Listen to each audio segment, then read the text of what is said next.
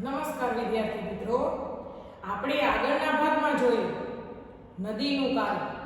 તો કે સૌપ્રથમ નદી વહેવાનું શરૂઆત ક્યારે કરશે? તો કે જે પર્વત બરોબર છે એ પર્વત ઉપરથી પાણીનો પ્રવાહ જે કાંઈ છે એ પડશે અને પોતે છે એ સર્પાકાર સ્વરૂપ છે ધારણ કરશે. તો આપણે આને શું કહીશું? તો કે જળ ધોધ. બરોબર છે, એટલે કે એ સર્પાકાર વહેવાનું શરૂ કરશે. બરોબર છે, ત્યાર પછી અમુક સમય જતા એની સાથે જે કંઈ કાપ, માટી, રેતી, કાકરી એ લઈને આવશે. તો એ પોતે એનું શું કરશે? તો કે અહીંયા એ કાપનું નિક્ષેપણ કરશે. બરોબર છે, આવી રીતે. પરંતુ અમુક સમય જતા એ એના વેગને કારણે એના છેડા છે એ એકબીજાને કેવા આવી જશે? તો કે નજીક. તો એ કેવા પ્રકારનું સ્વરૂપ ધારણ કરશે? તો કે આવો. બરોબર છે, અને એ પોતે એ કાપ છે એ અહીંયા નિક્ષેપણ નદીના કિનારે શું કરશે? તો કે નિક્ષેપણ કરશે. હવે અમુક સમય જતા નદીમાં જ્યારે પૂર આવશે, એટલે કે પૂર જેવી ઘટના થશે, તો નદી જે આ પ્રકારે વહેતી હશે તો એ પોતે પાણીનો વેગ વધારે અને પાણીની જથ્થો વધારે હશે, જેથી કરી એ પોતે શું કરશે? તો કે આ પ્રવાહ એ છોડી અને પોતે કેવા માર્ગે વહેવા માંડશે? સીધા માર્ગે. બરોબર છે, જેથી કરી આ ભાગ છે એ એક સાઈડમાં શું થઈ જશે? તો કે રહી જશે અને આ બધો કાપ છે એ એક બાજુ શું થઈ જશે? તો કે જમા થઈ જશે. તો આ જે યુ આકાર એને આપણે શું કહીશું? તો કે નળ સરોવર. બરોબર છે, આને આપણે કહીશું નળ સરોવર. અને આ જે કાંઈ મેદાન રચાશે એને આપણે શું કહીશું? તો કે પૂરના મેદાન. બરોબર છે, શું કહીશું? પૂરના મેદાન. નદીના બંને કિનારે કાપ, માટી અને નિક્ષેપણ. નદીના એ બંને કિનારે શું થઈ જશે? તો કે કાપ, માટી અને એનું શું થઈ જશે? નિક્ષેપણ, એટલે કે ત્યાં એ જમા થઈ જશે. અને આ જે કાંઈ એક ઢગ જેવું રચાશે, ઊંચું થર, બરોબર છે, આમ થર જેવું રચાશે, તો એને આપણે કહીશું કુદરતી તટબંધ કહે છે. શું કહેવાશે? કુદરતી તટબંધ કહેવાય છે. સમજ પડી કઈ? કે આ જે કઈ કાપના નિક્ષેપણથી ઢગ જેવું રચાશે સ્તર, બરોબર છે, એ જથ્થો જે કઈ છે એ જો એ એક સમયે નહીં બને, બરોબર છે, પરંતુ લાંબા અને ઓછી ઊંચાઈના આમ લાંબા હશે પણ એની ઊંચાઈ એકદમ આમાં પર્વતની જેમ નહીં હોય. બરોબર છે, નદીથી થોડા ઘણા કેવા હશે? તો કે ઊંચું હશે. તો ઓછી ઊંચાઈના ઢગ અને એ ઢગને આપણે શું કહીશું? કુદરતી તટબંધ. બરોબર છે, આગળ જોશું. હવે આ પર્વતમાંથી જે કઈ નદી વહેશે, બરોબર છે, તો અહીંયા છે એનો વેગ છે એ કેવો હશે? એકદમ વધારે હશે. અહીંયા એનો વેગ કેવો હશે? વધારે હશે. પરંતુ જેમ એ આગળ જશે એમ એનો વેગ છે, એનો પ્રવાહ છે એ કેવો થઈ જશે? ઓછો થઈ જશે. એટલે કે સમુદ્ર સુધી પહોંચતા એનો પ્રવાહ છે એ તો કેવો થઈ જશે? ઓછો થઈ જશે. કેવો થઈ જશે? ઓછો થઈ જશે. ઘણી વખત છે એ નદી એવું પર્વત કે એવું હશે તો એ પોતે નદી છે એ બે શાખાઓમાં, ધારો કે આ વહે છે, પરંતુ અહીંયા કેવા પર્વતના કારણોસર એમ શું થઈ જશે? બે શાખામાં એનું શું થઈ જશે? વિભાજન થઈ જશે. કે એક નદી છે એ બે બાજુ બે પ્રવાહોમાં શું થવા લાગશે? તો કે વહેવા લાગશે.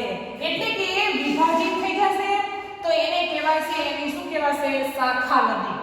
કે આ નદીમાંથી બીજી નદી જે બનશે એને કહેવાશે શાખા નદી અને એ શાખા નદી ધારો કે વહે છે અહીંયા બરોબર છે તો એનું પણ બીજા ભાગમાં વિભાજન થાય છે ધારો કે આ નદી છે બરોબર છે એના આ બે શાખા થઈ હવે એ નદી પાછી બીજે વહે છે તો એની શાખાની શું થશે તો કે પ્રશાખા શું થશે પ્રશાખા કહેવાશે સમજ પડી તો એક નદીમાંથી બે નદી એટલે કે વિભાજિત થવું તો એની બીજી નદી જે વિભાજિત થાય એને કહેવાશે શાખા નદી અને એ શાખા નદીમાંથી પણ બીજી નદીનું નિર્માણ થશે તો એને કહેવાશે પ્રશાખા નદી બરોબર છે હવે આગળ જતા એની ગતિ છે એ કેવી હશે તો કે સાવ ધીમી હશે આગળ જતા એની ગતિ ધીમી હશે તો એની સાથે જે કાંપ માટી રેતી કાંકરા હશે જ્યાં સુધી એનો વેગ હશે ત્યાં સુધી એનું શું કરશે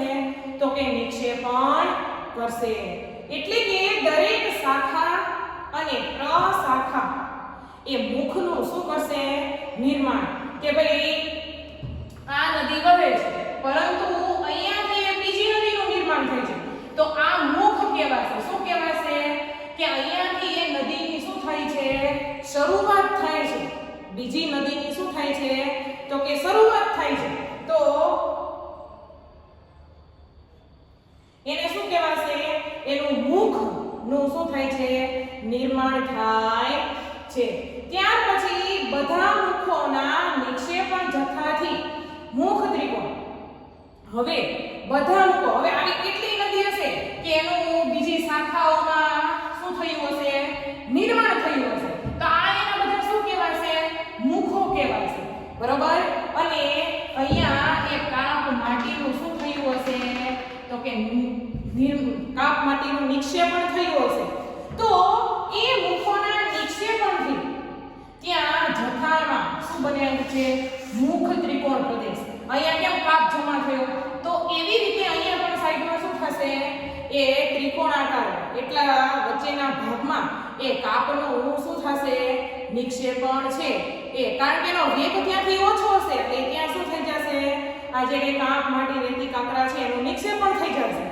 અને એક મુખ ત્રિકોણ પ્રદેશની એ શું કરશે તો કે રચના કરશે નિર્માણ કરશે અને આ મુખ ત્રિકોણ પ્રદેશ બરોબર છે એને બીજા નામ ડેલ્ટા તરીકે પણ ઓળખવામાં આવે છે બરોબર જોશું સમુદ્ર મોજાનું આગળ આપણે કેનું કાર્ય જોયું તો કે નદીનું કાર્ય બરોબર છે તો આપણે જોયું કે નદી છે એ પોતાની સાથે કાપ છે એ શું કરે છે તો કે ઢસડી લાવે છે પરંતુ સમુદ્ર તો કે સમુદ્રમાં આપણને ખબર છે કે સતત મોજા છે બરોબર છે એ આપણને જોવા મળે છે તો એ મોજા છે એ પણ સતત શું કરશે તો કે ઘસારણ કરશે અને એ ઘસારણની સાથે સાથે એની સાથે જે રેતી હશે એ કિનારા સુધી શું કરી લાવશે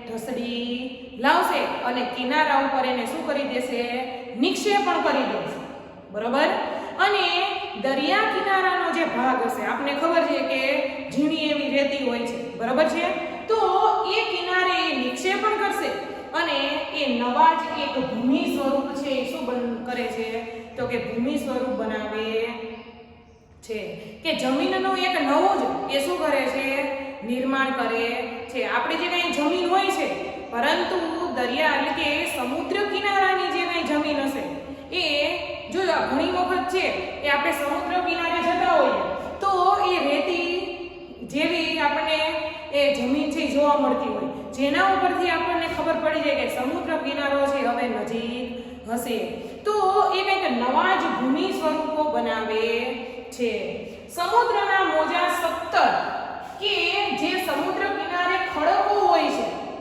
બરોબર છે એ ખડકો એ સમુદ્રના મોજા છે સતત એ ખડકો સાથે શું થયા કરે છે તો કે અથડાયા કરે છે અથવા તો ટકરાયા કરે છે હવે એ ટકરાવાને લીધે એ જે કંઈ એક ખડક છે એ ખડક વચ્ચે એ પોતે શું કરશે તો કે જગ્યા કરશે અને એટલે કે જગ્યા એટલે કે એક ખડક વચ્ચે શું કરી દેશે તો કે તિરાડ પાડી દેશે. શું કરી દેશે? તિરાડ પાડી દેશે. બરોબર. અને એ મોજાના ટકરામાંથી સતત એ તિરાડ છે એ સમયાંતરે એટલે કે ઘણા બધા સમયે એ મોટી અને કેવી થઈ જશે તો કે પહોળી થઈ જશે. એટલે કે એક ખડક છે એમાંથી બે ખડકોનું શું થઈ જશે? વિભાજિત થઈ જશે. હવે એ અને એ જે જો પેલા તો અહીંયા આમ હશે આ ખડકનું, પરંતુ આ તિરાડ છે કેવી થઈ જશે? મોટી અને પહોળી. પરંતુ એને આપણે બીજા કયા નામથી ઓળખીશું? એ તિરાડને સમુદ્રી ગુફા તરીકે ઓળખીશું. કયા નામથી ઓળખીશું તો કે સમુદ્રી ગુફા. હવે એ ગુફા જેમ જેમ મોટી થતી જશે એમ ફક્ત છે ને છત જ રહેશે. શું રહેશે? ફક્ત એ છત જ વધશે. સમજ પડી? આ ગુફા છે એ ટકરાવાથી જગ્યા તો થશે, તિરાડ છે એ મોટી થઈ ગઈ, પરંતુ ફક્ત આ ઉપરની શું રહેશે તો કે છત રહેશે. અને એને કહેવાશે તટીય કમાન. શું કહેવાશે? તટીય કમાન, અથવા તો એને બીજા નામમાં શું કહેવાશે? મહેરાબ.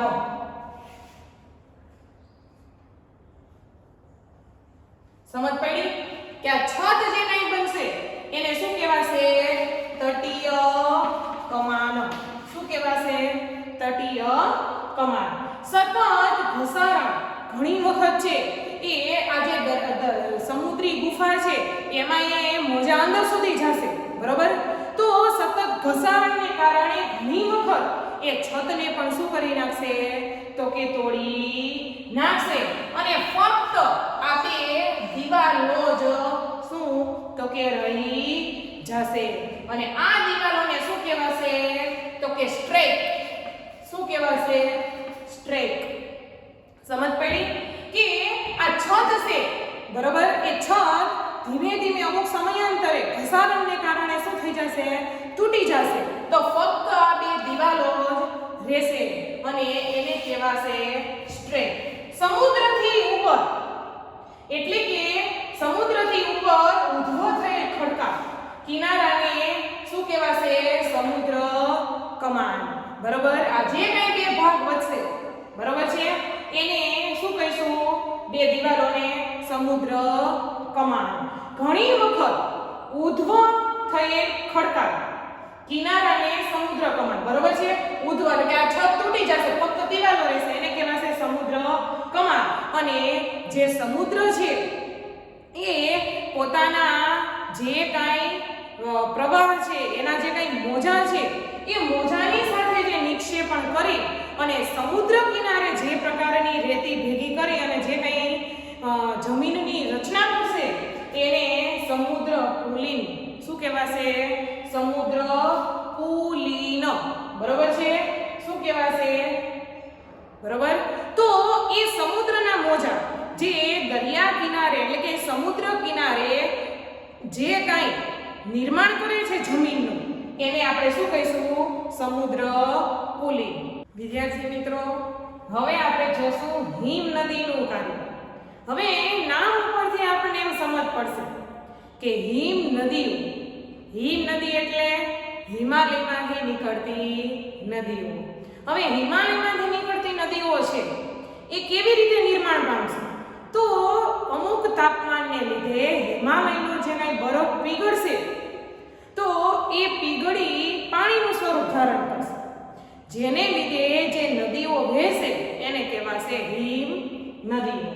હવે આ હિમ નદીઓ છે એ હિમાચ્છાદિત એટલે કે બરફથી છવાયેલા પર્વતો ઉપર એ પર્વતીય ક્ષેત્રમાં રહેલો બરફ બરાબર છે એ હિમ નદીઓ છે એ હિમાલય ઉપર કયા સ્વરૂપમાં હોય છે તો કે બરફના સ્વરૂપમાં હોય છે.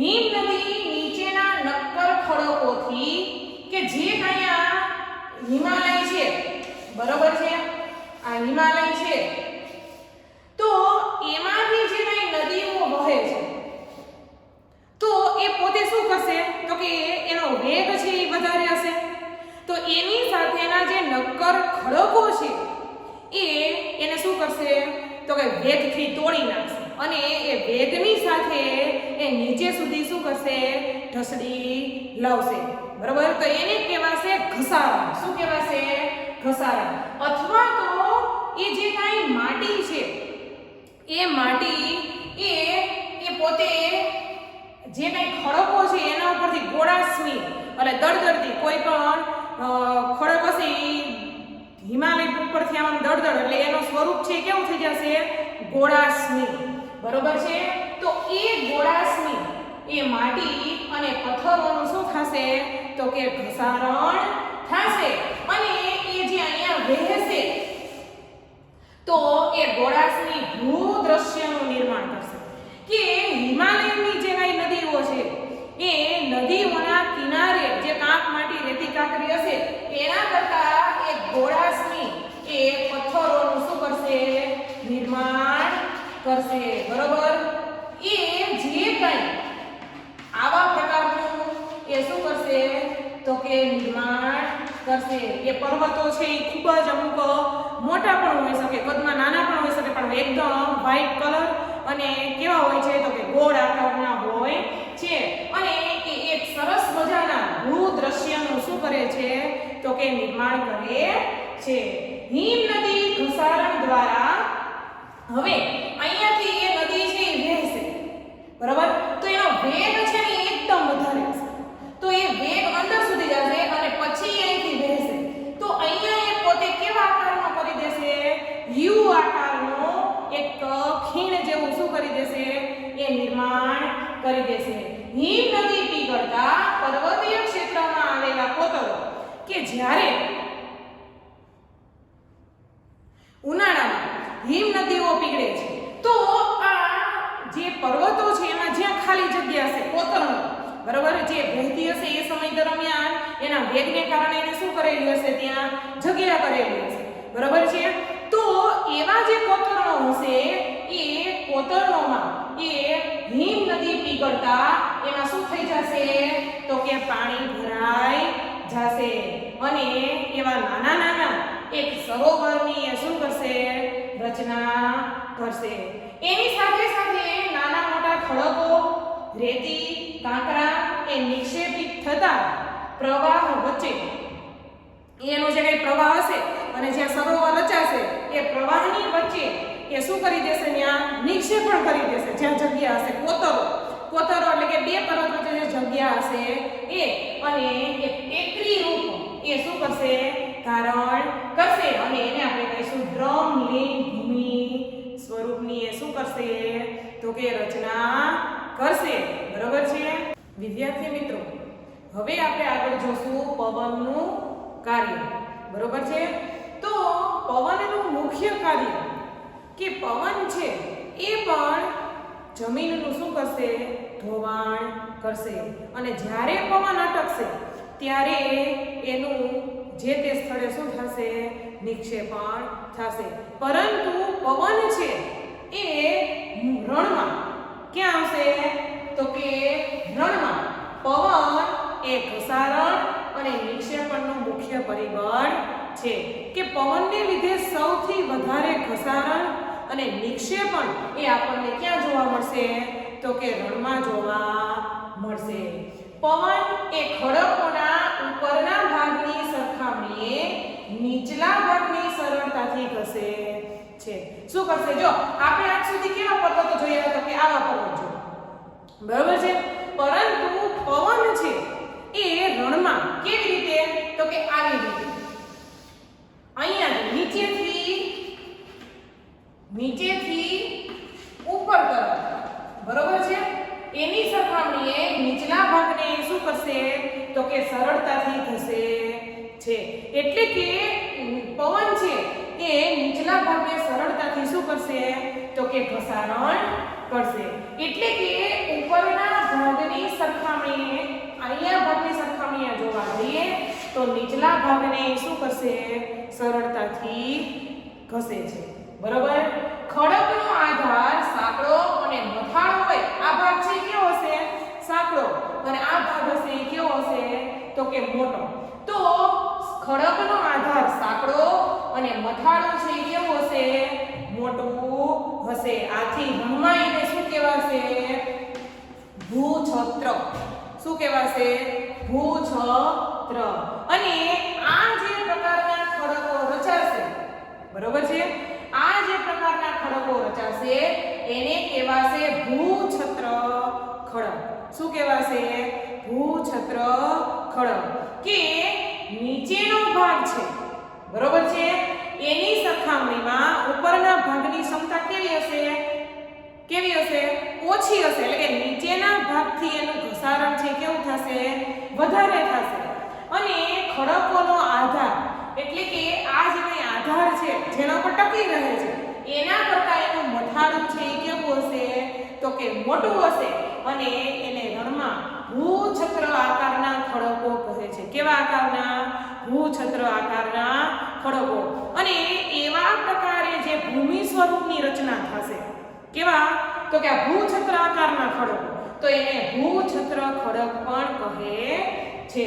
પવનની ગતિથી કે નીચેના સ્તરથી, પવનની ગતિ છે એ નીચેના સ્તરથી એક સ્થળેથી બીજા સ્થળે એનું શું કરશે? તો કે ઘસારણ કરશે. અને જ્યારે પવનની ગતિ અટકશે, બરોબર છે, તો એ ગતિ જ્યારે અટકે ત્યારે રેતી છે એ જમીન ઉપર ત્યાં શું થઈ જશે? તો કે પથરાઈ જશે. અને ત્યાં એવી નાની નાની ટેકરી છે એ શું થશે? તો કે બને છે. બરોબર.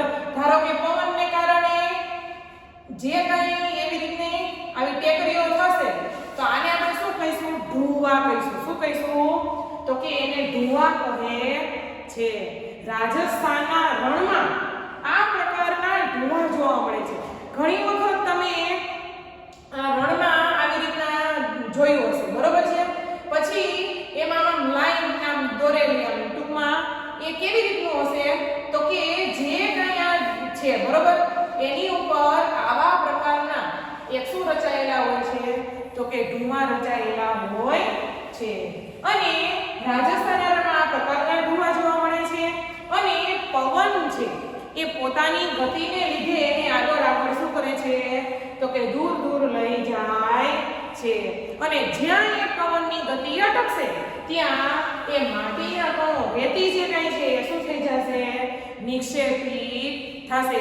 તમારા પાઠ્યપુસ્તકમાં બાજુમાં ચિત્ર આપ્યું છે, બરોબર, એ જોજો. અને એ નિક્ષેપિત થઈ જે પ્રકારની રચના છે એ જોવા મળશે એને આપણે શું કહીશું? લોએસ. શું કહીશું? લોએસ. અને આવા લોએસ છે એ ચીનમાં મોટા લોએસ એટલે કે મોટા પ્રકારના ઢૂવા, બરોબર છે, એ જોવા મળે છે. ક્યાં જોવા મળે છે? તો કે ચીનમાં જોવા મળે છે.